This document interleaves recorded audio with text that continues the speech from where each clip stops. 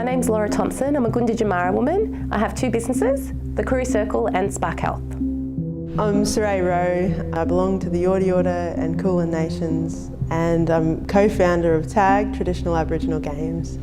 I'm Karen Millward. I'm a Yorta Yorta woman and I own and manage Karen Millward Consulting Services. My name is Danny Francisco.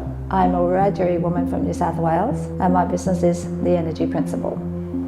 My name is Perina Drummond. I'm from the Torres Straits, the Meriam and Dowra people, and also the Yatagana and Wuditi people on the Cape York of Peninsula, and I am the founder of Jura Models. My name is Janis, Constable. I'm a Wiradjuri woman from New South Wales and my business is Janis Constable Consultancy. My name's Jody Barney. I'm a deaf Indigenous woman and my family are from Biri, Gubba, Urangan. In 2007 I set up my own business, a deaf Indigenous community consultancy. There are so many challenges going into business. Finance is a no-brainer. Also establishing enough credibility for yourself. I've worked 3 jobs just to get the business going. I had many issues and many barriers that I faced at work. I could either give up going through that experience or I could turn it into something positive. Working for yourself, there's a personal responsibility to make something happen. And it keeps you curious and it keeps you wondering about what's possible and, do I have what it takes, or, how can I make that happen? When I grew up, I wanted to make things better for my mob. I wasn't exactly sure what that looked like. I was the first person to finish high school in my family. I don't often reflect on growing up in commission at all because I feel very lucky and privileged. Fortunately, I've had a good network of Indigenous women around me that I've been able to support and encourage since I've been a young girl. Of course, my mother is a massive role model in the business world, but also as just a strong Aboriginal woman considering what she's been through.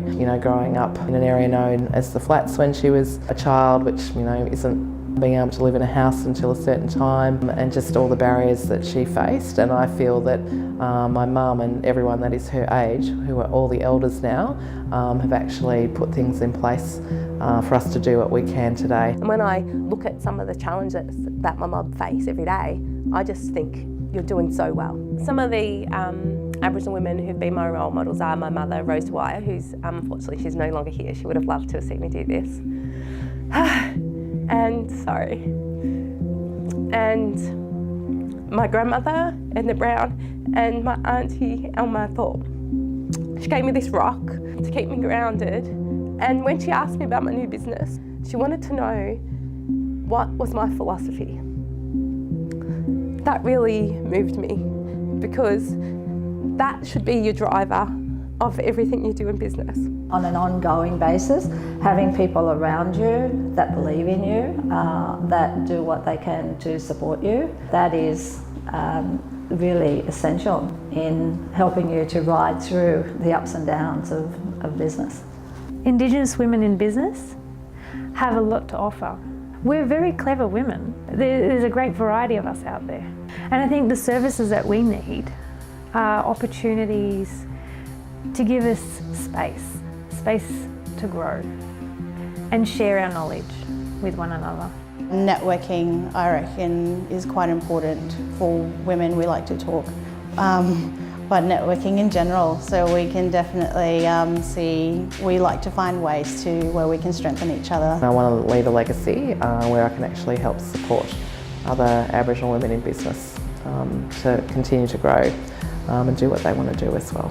My vision for the next 5 years would be to set up a deaf, hard of hearing women with disability business to grow structure and opportunities.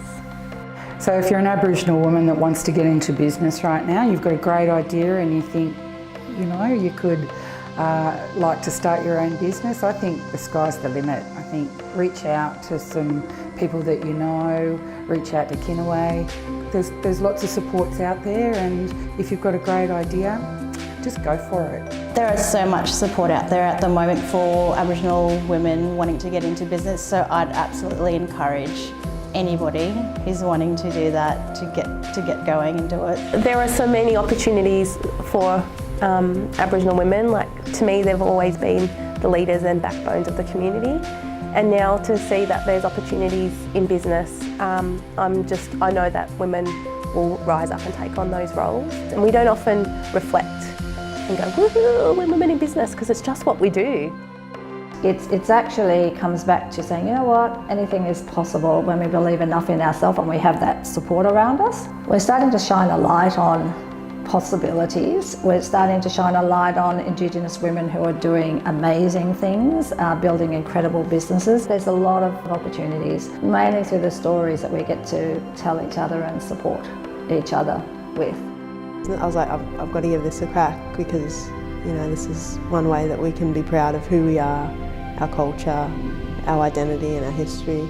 I believe that Aboriginal women across the country, and particularly here in Victoria, can do anything they want to do.